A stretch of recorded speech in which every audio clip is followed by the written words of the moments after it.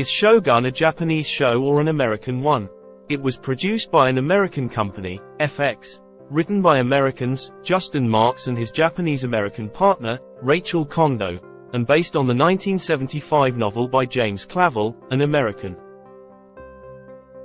Yet the dialogue is mostly Japanese, the credits abound with Japanese advisors and producers, and the actors are almost all Japanese too. I'm not sure there has ever been anything quite like it. The American showrunners have been so careful not to foreground the viewpoint of the West that their epic series about late 16th century Japan could very well have been made by the Japanese. The publicity surrounding the series has focused on its fidelity to authenticity, multiple rounds of translation to give the dialogue a classical feel, fastidious attention to how katana swords should be slung, how women of the nobility should fold their knees when they sit, how kimonos should be colored and styled, and, crucially, a decentralization of the narrative so that it's not dominated by the character John Blackthorne, Cosmo Jarvis, an Englishman whose merchant vessel washes up on the archipelago's shores in the first episode. Blackthorne is the archetypal Westerner who discovers the Japans, as he calls this isolated jewel of the East, shrouded in equal measures of mist and mystery. It is through his eyes, in the book and in its televised adaptation from 1980, that we come to understand these strange people and their strange ways. This device has been employed in Tom Cruise's lesser imitation of Shōgun, The Last Samurai, by Bill Murray in Lost in Translation, and in the other recently concluded prestige series set in Japan, Tokyo Vice. In the new Shōgun, however, Blackthorne is our focal point only in the first half of the series before gradually shrinking to a mere pawn in a deadly game of chess played by an embattled warlord named Toranaga, a masterful Hiroyuki Sanada, who emerges as the story's actual main character. Jarvis, who has the neck of a pit bull and puppy dog eyes to match, acts with blundering gusto as Blackthorne and ultimately comes off as an inferior sort of creature, coarse, if well-meaning, and not too smart. The Japanese protagonists, in contrast, are regal, cunning, and in command of their own destiny. Indeed, if some American entertainments, like Christopher Nolan's Oppenheimer, seem baffled at the prospect of depicting the Japanese at all, Shōgun is intent on showing how wonderfully superior they are.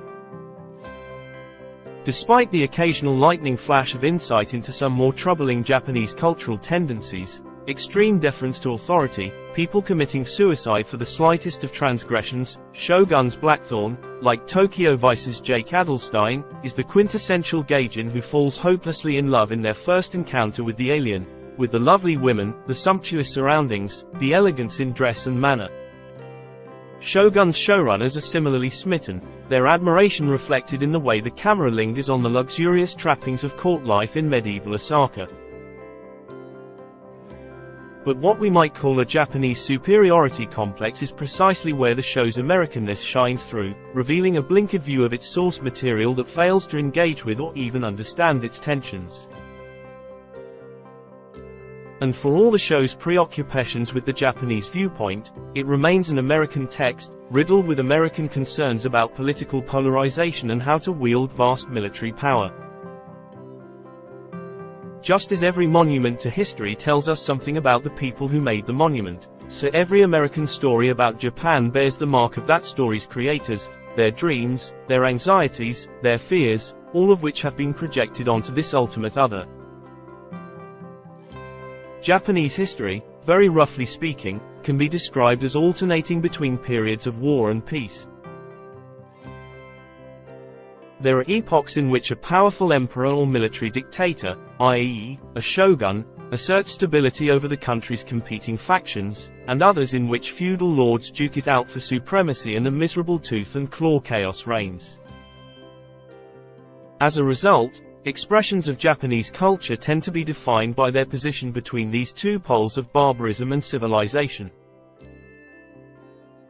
Think of the tale of Genji, the classic 11th century depiction of the Heian court, which prized an ultra-refined aesthetics in poetry, lovemaking, music, and making and drinking tea.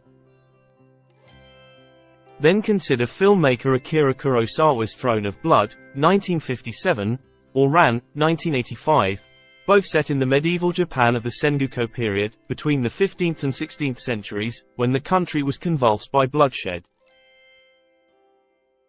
In this Japan, the courtesans killed one another in their sleep. Shōgun is set on the cusp between war and peace at the tail end of the Sengoku period. Japan's ruler has died and been succeeded by an heir who is too young to govern. A council of 5 regents has been established to rule in the boy's stead, and as the show begins, 4 of these are trying to purge Toranaga from the council for amassing too much power. Toranaga is outnumbered and beset by assassination attempts, forcing him to fall back on his wits to outmaneuver the council. In the Tom Cruise version of this story, Toranaga would recruit Blackthorn to enter the fray with his musket and cannon and show his sword-wielding enemies a thing or two about the ancient art of kicking butt. In Shōgun, however, Toranaga executes a series of bureaucratic maneuvers to stymie the council, just one example of his using rules of procedure or decorum to thwart his rivals.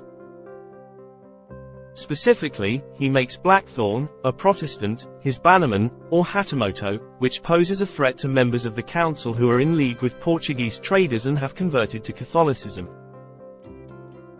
The Catholic council members demand that Blackthorn be eliminated before any vote to impeach Toranaga, and without an impeachment, Toranaga is tentatively safe. So Toranaga and Blackthorn become dependent on each other for survival. To communicate with his foreign Hatamoto, Toranaga enlists Lady Mariko, Anna Sawai, also a Catholic convert, to translate. The West's presumed supremacy is turned on its head from the first episode, when Blackthorn declares, "I will not die in this wretched land," to which his Spanish companion replies, "Tell me when you set eyes on Osaka if you really think our world is the hilt of civilization." In another episode that emphasizes his uncouthness, Blackthorn declines to take a bath because he already bathed that week and is thus sufficiently clean by his debased English standards. In contrast, Toranaga and Mariko are always perfectly groomed and like to recite poetry to each other in the time-honored way, that is, spontaneously, when the moment calls for it. Much of the action takes place in splendidly recreated interiors. Miles of golden tatami and glossy wooden floors, or steer rooms adorned with circular cushions for sitting and darkly glowing lacquer trays for dining, and paper doors that slide open to reveal flowering explosions of color in the courtyard. The show lovingly conveys all the details of court society. The no performance by torchlight, the extemporaneous verse, the calligraphic stroke falling on a blank sheet of paper.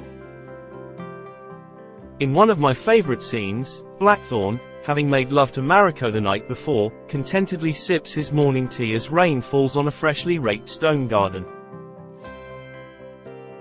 It is as if, by virtue of his union with Mariko, he suddenly understands traditional Japanese notions of aesthetic harmony, the merging of interior and exterior, of humans and their environment. Meanwhile, Toranaga is engaged in a constant thrust and parry with the council. As he prepares for the final gambit that will rout his enemies and usher in a new era, the era of order and stability, the era of the Shōgun, he deploys so much clever deception that Blackthorn gets spun around and betrays his liege, unwittingly doing exactly what Toranaga needs him to do to execute his plans. These deceptions include Toranaga coaxing his oldest and most trusted advisor, Hiramatsu, to commit ritual suicide, or seppuku, to convince the council, and Blackthorn, that Toranaga is willing to surrender. It is an act that contains within it the central tension of the series, gruesome violence in the service of hastening the day when the rightful ruler can take the throne and make peace. To that end, Blackthorn reluctantly agrees to be Mariko's second when she volunteers to perform seppuku, overcoming his instinctive pursuit of individual happiness and freedom in deference to Japanese notions of duty that he frankly fails to comprehend. The show is ambivalent about this practice, even as it uses suicide as a plot device over and over, including, somewhat ridiculously as the bodies pile up, Blackthorn threatening to kill himself in the series finale. We are treated to Blackthorn's revulsion, which mirrors the audience's own, at the fetish the Japanese make of self-inflicted death here.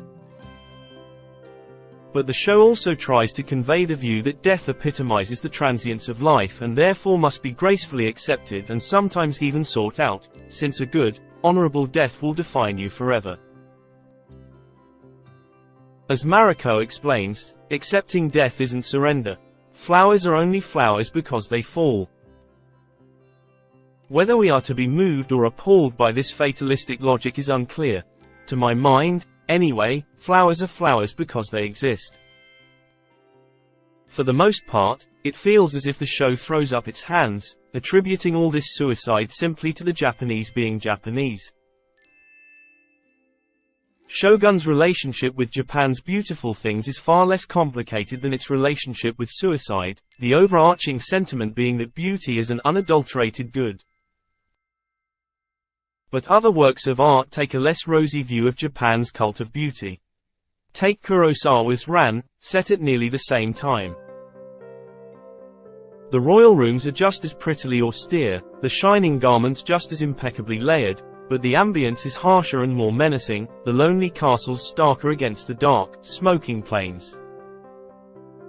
Or take Martin Scorsese's Silence, set some 40 years after the events of Shōgun, when Japan was finally under centralized military control and the authorities were ruthlessly stamping out the Christian communities that had taken root in previous centuries. Scorsese's Japan at times is almost lunar in its grayness and barrenness, a land that is quite literally godforsaken. His meticulously reconstructed interiors, meanwhile, are stage sets hiding Japanese society's skeletal architecture of sadism and Orwellian oppression. The extent to which the creators of Shōgun have thought about the relationship between beauty and violence appears to be, let's do a Japanese Game of Thrones and make it as ravishing as possible. As a result, the main feeling I had watching Shōgun was desire. I wanted to scour the internet for cheap plane tickets to Japan, as if the series was some extended advertisement for the ryokan of my dreams. In successfully subverting the Western gaze, the showrunners of Shōgun have suggested that Japanese culture is unsurpassed in its delights. It reminds me of that scene in Lost in Translation when Murray's aging Hollywood star, having first experienced some rather stereotypical pratfalls with Japanese businessmen and prostitutes, calls his wife back home and demands, "I would like to start eating, like, Japanese food."